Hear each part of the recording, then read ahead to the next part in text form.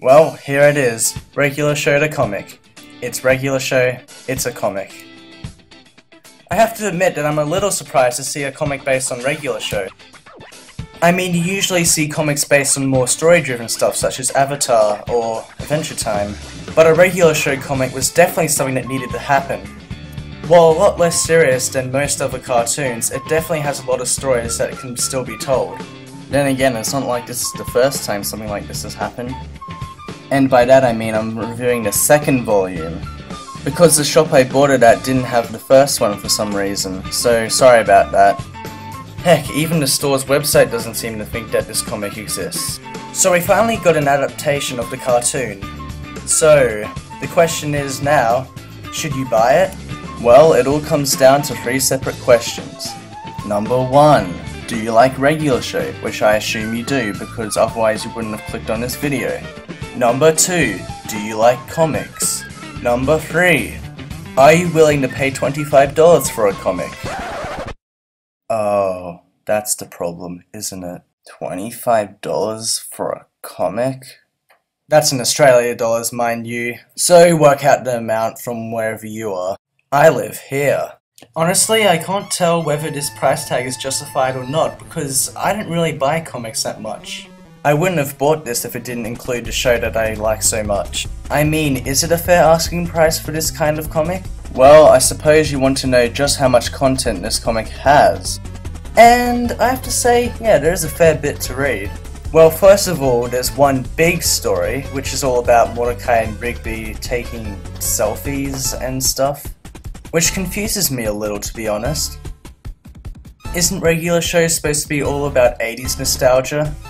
I have to admit that I actually kind of enjoy all the 80s references in the show. It prevents the show from feeling dated by already being dated, if that makes any sense. And it is a little odd seeing Mordecai using a smartphone, when we've seen that he has a flip-up phone in the show. That said, the authors still do a great job of modernizing regular show. In this plot, Mordecai and Rigby have to go down to the dark mainframe, a place where everything deleted on the internet is stored, since they took an embarrassing picture. It's a pretty clever idea that I could honestly see the show doing. The villain of the story is also pretty cool. Basically an all-powerful internet troll, he uses anything that's embarrassing that's been deleted into the dark mainframe to humiliate and torment his enemies. So Mordecai and Rigby have to defeat him by overcoming their memories of humiliating incidents in their lives, which is pretty cool to see. Despite not being written by the writers of the show, it definitely feels like it could fit in there pretty easily. All in all, the main story is definitely a fun time.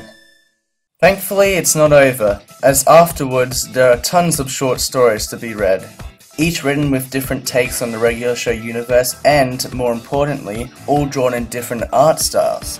The art styles are definitely what stands out most about this comic in general. I've never read a comic before that's drawn differently in every story, and every art style looks good in its own way.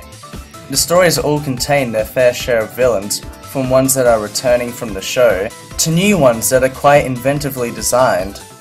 The plot to each story usually represents a certain aspect of regular show, which is pretty interesting to see. My only real complaint is that there's only one story that's about characters other than Mordecai and Rigby. In my opinion, there should have been a story revolving around each character. Also, there's one story where Rigby gets framed by a skunk who robs a bank, so the guys chasing after him should be the police, right? No, it's animal control? But aren't anthropomorphic animals treated as humans in this world? So an animal control unit seems kind of strange. After all, they showed that animals can be arrested in temp check. Hey, wait a second. This whole plot of Rigby looking like a criminal so the doppelganger can get away with crimes plot that the comic uses was already done in this episode.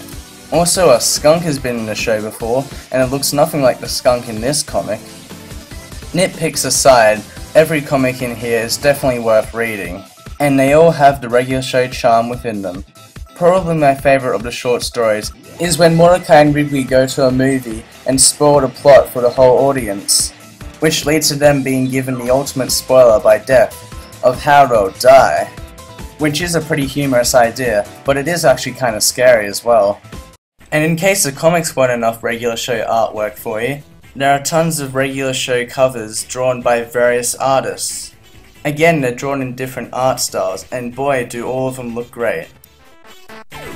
Dude, these are probably the best graphics I've ever seen in my life, dude. Except whatever this is supposed to be, but hopefully it was just a joke. My favorite has to be this one. There's just something really cool about it. In fact, I might just make this picture my desktop background. Let's see how it looks, shall we?